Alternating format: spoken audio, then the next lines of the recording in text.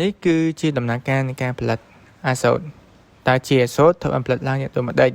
ហើយតើអាសូតមានតួនាទីអ្វីខ្លះនៅក្នុងតម្រូវការក្នុងរុក្ខជាតិ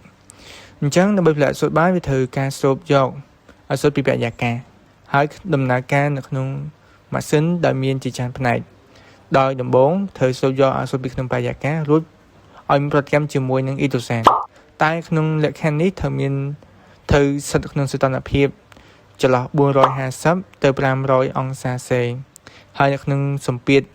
150ទៅ200អាត់ម៉ូស្ហ្វែរដូច្នេះប្រតិកម្មត្រូវការបន្ថែមកតាលីករបន្ថែមគឺដែកដើម្បីជំរុញប្រតិកម្មគីមីឲ្យដំណើរការនោះយើងទទួលលទ្ធផលគឺអាម៉ូញ៉ាក្នុងទម្រង់ជាឧស្ម័នដូចនេះគេត្រូវ